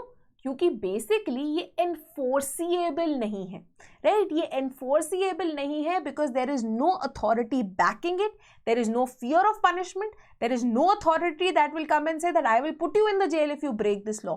And it is because of this reason that despite having these 9 fundamental laws of nature, उसके बाद भी स्टेट ऑफ नेचर जो है was a state of war. Therefore, Hobbes क्या कहते हैं that it is only when people enter into a contract and formulate a political and legal sovereign in the form of a Leviathan who is an absolute sovereign, and you have an absolute political obligation to follow what the sovereign is saying, और अगर आप follow नहीं करोगे तो वो punish भी करेगा, है ना. This is what makes a law. Therefore, Hobbes क्या है, positive theory of law को जो है वो होल्ड करते हैं, उसको सपोर्ट करते हैं, that it is the state that makes law. Why? Because that law is backed by authority, the state's authority, it is enforceable, and if people do not follow that there will be consequences, right? So basically इस पूरी statement का इतना सा मतलब है जो कि हम सब ने पढ़ा हुआ है, जो कि आपने अपने आंसर में लिख के देना है. तो आंसर का स्ट्रक्चर क्या होना चाहिए? सबसे पहले ऑब्वियसली आप हॉब्स का वर्क इन कॉन्टेक्स्ट जो है उसको इंट्रोड्यूस कर सकते हैं कि हॉब्स का ये सबसे बड़ा काम है. हॉब्स का जो इंटायर काम है, वेरी इंपॉर्टेंटली, उसको आपने एक सर्टेन कॉन्टेक्स्ट में समझना है, क्योंकि उसी से उनका पूरा वर्क निकल के आया.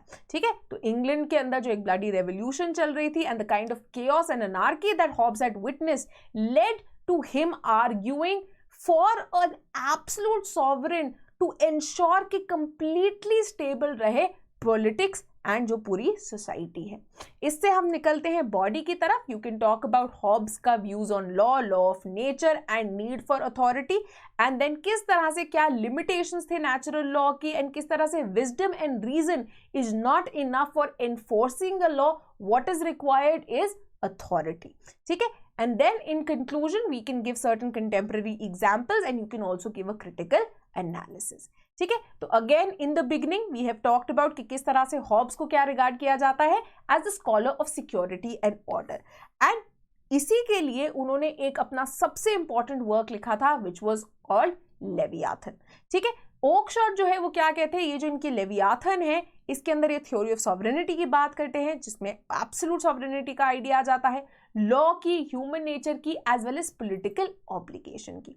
वेरी इंपॉर्टेंटली हॉब्स ने विटनेस की थी, जैसे कि मैंने बताया, ब्लडी रेवोल्यूशन, जिसके कारण इनके काम के अंदर एक टिल्ट नजर आता है that rather than having a limited state as in limited by say some sort of a constitution or some sort of fundamental rights given to, or some sort of natural rights given to the people. For Hobbes there was only one right which was not taken away by the people from the people, which was right to self preservation. ठीक है, उसके अलावा everything else was. ठीक है, ये जो था एक absolute sovereign state था जो कि कंप्लीटली केओस अनार्की को शट डाउन कर सके और आपको एक स्टेबल पॉलिटिकल ऑर्डर जो है प्रोवाइड कर सके, which is required for humans thriving. Shefali Jha यहीं पे आर्ग्यू करती हैं कि हॉब्स जो है ओरिजिनेट करते हैं, जो कि आगे चल के डेवलप होगा, द कॉन्ट्रैक्टेरियन और the contractualist tradition in western thought. Locke हो गए, आपके रूसो हो गए, आगे चल के इवन रॉल्स अपनी थ्योरी ऑफ जस्टिस के अंदर जो एक पूरा आइडिया ऑफ ओरिजिनल पोजीशन को डेवलप करते हैं, वो भी इसी कॉन्ट्रैक्चुअलिस्ट ट्रेडिशन से ही लिया गया है. एंड अकॉर्डिंग टू दिस कॉन्ट्रैक्टेरियन और कॉन्ट्रैक्चुअलिस्ट ट्रेडिशन, जितने भी रिलेशंस है in which human beings end up, they become binding. Why? Because they have voluntarily become party to the contract. Now when we look at the statement, now the statement की शुरुआत can be done by talking about the state of nature. Now one of the most important concepts क्या था? State of nature. And state of nature दोनों ही पहले तो आपको बताती है कि किस तरह के circumstances available थे, but ये circumstances क्यों पैदा हुए? Because human nature is of a certain kind. So even though reason is equally available to all humans, what is also available is their greed, their selfishness, their fear mongering, their power hungriness, right? जिसके कारण क्या है? The state of nature is a state of war, and life in state of nature is what? It is nasty, it is brutish, it is short. Therefore, Rawls also in his analysis of Hobbes' state of nature says that it presents a situation of prisoner's dilemma, जो हम game theory में पढ़ते हैं. So by bringing about such interlinkages ना आप अपने answer को और रिफाइन कर देते हैं, and which leads to added marks as well. ठीक है, it presents a classic example of prisoner's dilemma, जहां पे मेरे को तो लग रहा है कि मैंने तुमको अटैक नहीं करना, but I am not sure about you. What if tomorrow if you come and attack, there is no other authority which will get me justice. तुम आ गए, मुझे मार गए, मेरी प्रॉपर्टी हड़प ली, कौन देखेगा मेरे पीछे? Who is going to get justice for me? Nobody. Right? So that is why this prisoner's dilemma like situation presents a condition of war of all against all. Why? Because human beings at the end of the day, एक बहुत ही utilitarian ethics यहाँ पे work कर रहे हैं for Hobbes. Humans are driven by what? Appetites and aversions, pain and pleasure. Basically pleasure seeking है, pain avoiding है, and उनकी कोई larger morality नहीं है. उनको बस अपना जो goal है उसको fulfill करना है, अपनी जो need है, selfish interest जो है उनको fulfill करने हैं. However, Hobbes does underline that there is a law of nature, जिसके अंदर 19 laws जो है broadly exist करते हैं, जिनको Hobbes calls theorem of peace and self-preservation, because this is what they underline. And importantly, ये जो law of nature है, इसको आप समझ भी सकते हैं किसके थ्रू? reason के through, which was available for humans.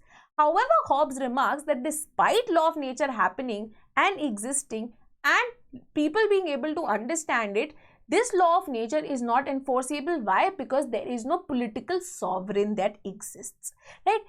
Therefore, these laws, despite existing, cannot contain anarchy, and nor can they ensure security of the people who are living in this state of nature. And therefore, you can quote another very, very important quote by Hobbes, which is that covenants without swords are nothing but words. That if they don't have backing of force or coercion, these laws don't really matter, but are only words that people will completely ignore. They are what? They are just paper tigers. ठीक है, Hobbes जो है basically a very importantly क्या करते हैं?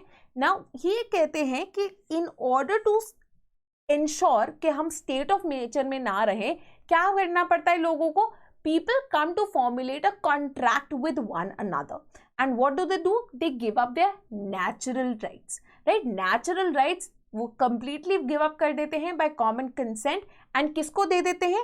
To this artificial entity that they come to create, which is the commonwealth of the state, और जिनको वो बुलाता है Leviathan. So inadvertently, Hobbes किसको belong करते हैं? एक positive law के school को. मतलब laws only exist and are enforceable when they are backed by the state. Why? Because the state has the power to punish if laws are not followed. Therefore, if a person is not abiding by law या फिर वो अपनी sovereignty over the state को assert करने की कोशिश करते हैं, तो state जो है उनको कट डाउन कर सकता है. State has at its hand sources like jails, prisons, आपकी पुलिस, आर्मी, जो कि लॉ की एप्लीकेशन जो है इंश्योर कर सकते हैं. Hence for Hobbes, law is not wisdom, law is not reason. What is law? Law is the command of the sovereign. Law is something which is backed by authority. ठीक है? And it is in this lawfulness and security that the sovereign provides that individuals can thrive, they can go about their businesses, they can go about pursuing their potential, because they can be ensured that the state will be there if anything of this sort happens, wherein someone tries to snatch what is theirs from them, right? However, there is no proper theory of rebellion which is given by Hobbes. The only time when this becomes possible is जब right to self-preservation of individuals जो है flout किया जाता है by state. So ultimate political obligation of the individuals जो है वो दी गई है towards state, and liberty कहाँ है? Liberty is where the law is silent. तो जहाँ पे law नहीं बनाया गया है वहाँ पे the individuals, the citizens might do as they please, but in all other areas where law exists, the citizens will have to toe the line of the law, right? अब इसी critical analysis के अंदर, right, you can go straight to critical analysis also. आपको contemporary examples देने, आप contemporary examples भी दे सकते हैं, बहुत सारे ऐसे हो सकते हैं ना. यहाँ पे हमने international relations का दे दिया है, right? That because there is no say एक sovereign power in the international realm, there are international institutions but they aren't sovereign powers, right? जो कि enforce कर सके अपने laws, international laws overall, and that is why you see के आपके जो है सीरिया के अंदर जो लॉलेसनेस चल रही है, या फिर रशिया जो यूक्रेन को इन्वेड कर रहा है, या वाई अफगानिस्तान और इराक बिकेम पॉसिबल. सिमिलरली आप बात कर सकते हैं कि किस तरह से even within the domestic sphere why we talk about certain institutions और नॉर्म्स और ideals just being paper tigers, till the time they aren't backed by the state's authority and ensured their enforceability, तब तक जो है वो पूरी तरह से काम नहीं कर पाएंगे, पूरी तरह से जो है लॉ नहीं बन पाएंगे. ठीक है. Now very importantly, despite all these things that Hobbes had said, this this lack of law can be very harming to the society and polity at large also. ठीक है. जैसे कि हम देख सकते हैं in the form of failed states, जहाँ पे states really can't push their law, या फिर soft state जो कि गुनार मिर्दल ने बोला था, that sometimes society इतनी overwhelming हो जाती है कि state अपनी sovereignty को exert नहीं कर पाते हैं, जिसके कारण क्या होता है, आपका स्टेट और स्टेट के लॉज जो है वेल इम्प्लीमेंटेड नहीं होते हैं. बट यहाँ पे failed states is a better example, so you can give examples of say Central African Republic, certain states in West Asia, जैसे कि आपका सीरिया हो गया, आप एग्जांपल दे सकते हैं. ठीक है. तो इनके भी जो है आप इनमें से कोई एक जो अगर एग्जांपल दे देंगे, that should be more than enough. In conclusion, obviously, despite the contemporary relevance, now we see a lot of Hobbes is very important. Law ka back hona by political authority is very important. However, there are also certain issues. The absolute authority of sovereign jo hai also becomes problematic, and that is why a lot of scholars criticize Hobbes that he might have started as an individualist, but he ends up going in the direction of totalitarianism. However, at the same time, Sabine ने जो है defend भी किया है Hobbes को, wherein he says that the absolute power of the sovereign was really necessary to complement individualism, to ensure that individuals were able to live a good life under the chhatra chhaya, under the protection, under the security of an absolute sovereign. ठीक है. Now the last question of the day very importantly deals with political theory. ना political theory वाले segment में कई बार इस तरह की grand statements आ जाती हैं, and sometimes they look like quite a mouthful के क्या मतलब होगा, but in fact these questions are rather easy to do because they might seem intimidating to all, but अगर आप इनको पढ़ेंगे ना तो आप आराम से इनके आंसर्स लिख सकते हैं. वेरी इंपॉर्टेंटली, आप अपनी एग्जाम्पल्स, अपनी अंडरस्टैंडिंग के बेसिस पे जो आंसर लिखेंगे ना वो बहुत ही बेहतरीन हो सकता है, जिसके बेसिस पे आपको काफ़ी मार्क्स मिल सकते हैं. Again break the question down. Question क्या बोल रहा है? Political theory attempts to study various problems of the society and offers possible solutions with a view to settle the unsettled and burning issues. not only in the interest of peace, security and welfare of society, but also for its own reasons of existence. Elaborate. अब क्या बोल रही है statement? Statement basically the first half क्या बोल रहा है? First half बोल रहा है कि पॉलिटिकल थ्योरी का एक सबसे इंपॉर्टेंट काम क्या है कि कुछ जो इश्यूज, प्रॉब्लम्स, डिबेट्स चल रही हैं सोसाइटी में, उनके ऊपर लाइट शेड करना, कोई सल्यूशन देना, ताकि पीस एंड सिक्योरिटी जो है ऑफ द सोसाइटी वो मेंटेन की जा सके. But by offering such possible solutions, by offering such possible theories, ये सिर्फ security and welfare of society के लिए ही सिर्फ जरूरी नहीं है, बल्कि पॉलिटिकल थ्योरी की खुद की इंपॉर्टेंस एंड एग्जिस्टेंस के लिए भी जरूरी है. सिंपली ये क्वेश्चन ये बोल रहा है that yes, theory will offer questions, will offer solutions to all the problems that exist, ताकि आपकी सोसाइटी बेटर बन सके. पर एट द सेम टाइम अगर पॉलिटिकल थ्योरी ऐसे सॉल्यूशंस नहीं देगी, फिर पॉलिटिकल थ्योरी का भी क्या काम है? क्यों पढ़ रहे हैं फिर हम उसको? What is the purpose of it, right? So अपनी खुद की एग्जिस्टेंस के लिए भी इस तरह के सॉल्यूशंस ऑफर करना becomes need of political theory. तो ये दो पॉइंट्स है, ये दो पार्ट्स ऑफ द क्वेश्चन जिनको आपने सब्सटैंशिएट करना है ना. So when you break it down, when you look at the keywords and when you break down the question suddenly becomes very easy. ठीक है, now let's look at the structure very quickly, जो कि हमने इसको include करना है. सबसे पहले इंट्रोडक्शन. तो आप एक मीनिंग ऑफ पॉलिटिकल थ्योरी दे सकते हैं, कोई भी आपने अपने वर्ड्स में देना है आप दे सकते हैं. आपको स्कॉलर याद है, राजीव भार्गव हो गए, एंड्रू हेवुड हो गए. ठीक है, तो आपको जिनकी भी स्टेटमेंट थोड़ी सी याद है या मोटा मोटा, you don't have to quote unquote. ठीक है, तो एग्जैक्ट स्टेटमेंट जरूरी नहीं है, बट अगर आपको एक आइडिया है उन्होंने क्या मीनिंग बताई है, क्या डेफिनेशन बताया है, तो आप उसको अपने वर्ड्स में लिख सकते हैं स्कॉलर का नाम यूज करके. Then obviously the need for political theory. So 1-2 points state को समझने के लिए, इंपॉर्टेंट कॉन्सेप्ट्स जानने के लिए, distribution of goods and services के लिए. ठीक है, इन सब के लिए पॉलिटिकल थ्योरी जो है जरूरी है.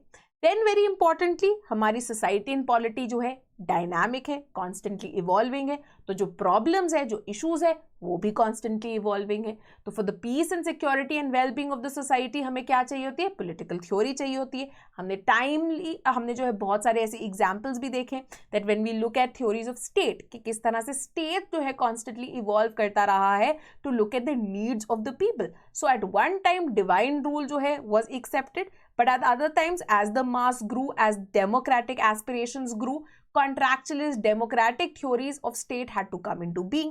Similarly हम justice की, equality की, rights की theories की बात करते हैं इन सारी debates को resolve करने के लिए. Then we will come to the part कि किस तरह से by offering these solutions and by offering certain theories, political theory की खुद की existence also becomes confirmed. So how offering such solutions are important for its own existence, उसको भी हम substantiate कर देंगे by example. So for example, behavioralism या overt scienticism के दौरान जब इन्होंने बोला कि हम normative theory से completely जो है हटके रहेंगे, we will only talk about what exists, we will only talk about how systems are working without offering an opinion or any sort of subjective reflection of whether this is good or bad or how things can change. तो उसके कारण political theory में decline आया था. And how finally with the coming in of post behaviouralism which married scientism with also some form of जो आपकी normative theory है, जिसके साथ finally political theory came back to offering solutions, talking about what direction society and polity should be heading in. That political theory के अंदर एक revival देखने को मिलता है. In conclusion, you can talk about how political theory is one of the ways in which human society and history progresses, how political theory offers lessons from the past and also offers values and insights into the future towards making society and polity much better. ठीक है, तो this is all that the answer is about. ठीक है, सो एक बार जब आप question को समझ लेते हैं ना, तो आपको समझ में आएगा this is possibly the easiest answer of the lot, right? Because कोई टेलर मेड आंसर तो है नहीं. तो ऐसा नहीं है कि एक बच्चा माइट बी कोटिंग से इवन मोर थिंग्स या quoting 2-3 extra points of Plato या प्लेटो के और कोट जो है वो कोट कर रहे हैं.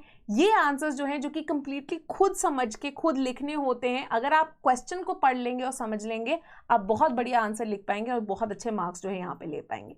ठीक है, so again in the introduction part, we start with Rajiv Bhargav's definition of political theory, और इसको ये define करते हैं as a systematic reflection including conceptual sensitivity, rational structure, aspiration for humanly achievable truth and objectivity, right? So इतनी complicated statement अगर आपको नहीं याद रह रही, which is a possibility, नहीं याद हो, तो आप एक simpler introduction भी दे सकते हैं. ठीक है, किस तरह की introduction? कि देखिए, political theory is a branch of political science which tries to scientifically study political institutions, methods, concepts, etc. for both, say, explanation purpose, but also to arrive at mechanisms to ensure common good and a better society and polity. ठीक है, political theory ये सारे काम कर रही होती है, तो आप अपने वर्ड्स में भी इस तरह की एक ओपनिंग पैरा, एक ओपनिंग इंट्रोडक्शन जो है वो लिख सकते हैं. Next, now we come to need of political theory. Now, what is the need? The need is obviously to look at and to solve certain issues, problems, debates that exist in the society. Right? So, what are the sort of questions that political theory might look at? Right? तो यहाँ पे आप scholar quote कर सकते हैं, जैसे ये भार्गव बात करते हैं. ठीक है, तो nature and purpose of state, which kind of state one should prefer, then political organization किस तरह की होनी चाहिए, what sort of achievements or methods should the political organization be aiming at, then relationship between state and individuals, other political concepts and ways and means of distribution of resources, etc. all fall within the scope of political theory.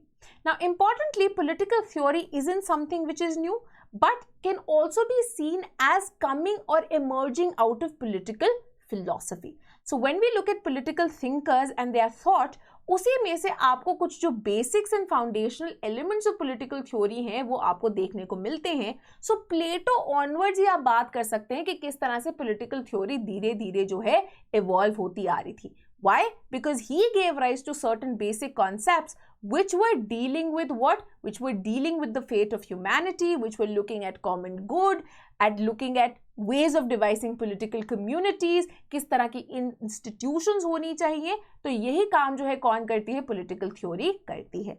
Importantly, theory also deals with what W.B. Gallie calls are essentially contested concepts. ऐसे concepts जो कि हम accept करते हैं society में ज़रूरी है, but ये किस तरह से अप्लाई होना चाहिए या फिर इनके क्या मीनिंग होने चाहिए, उनके ऊपर बहुत ज़्यादा डिबेट है. Right, so concepts like democracy, concept like justice, concept like equality, concept like rights, जहाँ पे मोस्ट सोसाइटीज जो है इनके सम फॉर्म और द अदर के लिए जो है एस्पायर कर रही होती हैं. However their form, their meaning, right, that might vary over both space and time. Right? So, for example, justice for Plato, justice for Aristotle, and justice for Rawls might be completely different, which it is. So, justice तीनों के लिए important है, but जिस तरह से वो justice को conceive करते हैं, वो completely different है. तो इस तरह के आप examples भी जो हैं add कर सकते हैं. Then very importantly, even though it is not possible, so when we talk about political theory, है ना, अभी भी essentially contested concepts है, अभी भी debates जो है resolve नहीं हुई हैं.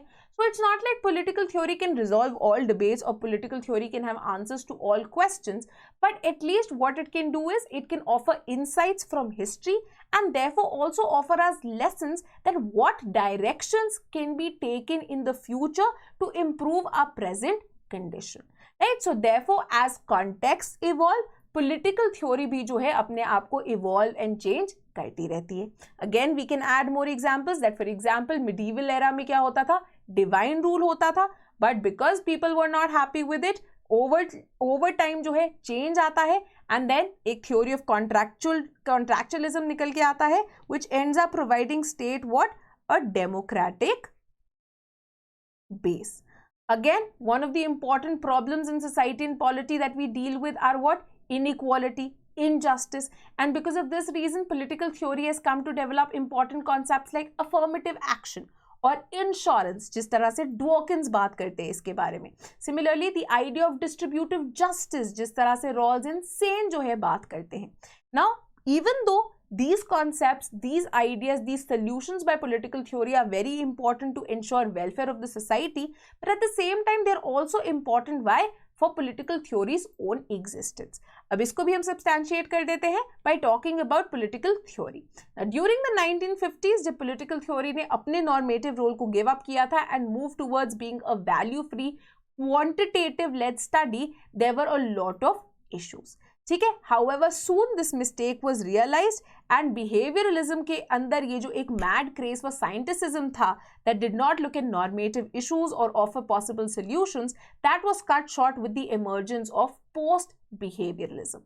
Right? तो इसके अंदर synthesis हुआ दोनों ही scientific data का as well as the normative idea of ensuring that the problems, the perennial problems that societies and polities face, उनको हम किस तरह से कौन से method से जो है resolve करेंगे.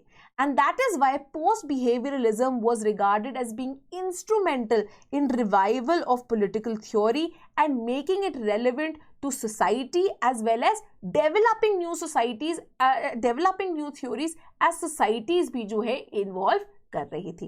Therefore, you see the emergence of a number of new contemporary theories. आप Nozick को कोट कर सकते हैं, उनकी entitlement theory को कोट कर सकते हैं, मैकफर्सन की democracy की theory को कोट कर सकते हैं, Rawls की theory of justice which is regarded as a magna carta, उसको as an example जो है यहाँ पे कोट कर सकते हैं. Therefore, political theory we say not only comprehends, ये सिर्फ ये explanation का काम नहीं करती है, बल्कि in fact is actively engaged in what we call is hastening the progress of history. Why? Because you're learning from history, you're using those lessons to devise mechanisms which can ensure the better of your society and that you move towards a more progressive path. Therefore, as Lasky said, the task of political theory is not just of description of what it is, but also one of prescription of what society and political communities and state ought to be. Right? So, on this note, our today's lecture जो है comes to an end. Hopefully आपको ये अच्छा लगा होगा. कल जो है एक और लेक्चर आएगा, आप टाइम टेबल देख लीजिए, उन टॉपिक्स पे जो है क्वेश्चंस डिस्कस किए जाएंगे. You can practice writing your own answers also and you can share them on the PSIR Telegram group and you can have a peer discussion also. I can also give you some pointers regarding the same. साथ ही में 2023 के लिए, अगर आप 2023 के लिए जो है प्रिपेयर कर रहे हैं, I think this crash course will be of limited help because अगर आपको बेसिक्स ही नहीं पता होंगे, आप सिर्फ क्वेश्चन आंसर के थ्रू जो है उनको टैकल नहीं कर पाएंगे. So A, you can look at the free PSIR playlist importantly. Secondly, you also have the option of joining our paid courses which start at rupees 11,999, right? And इनकी details के लिए you can call this number given below or log on to our website, right? This was all for today. Thank you. Keep studying, keep revising, and see you the next day.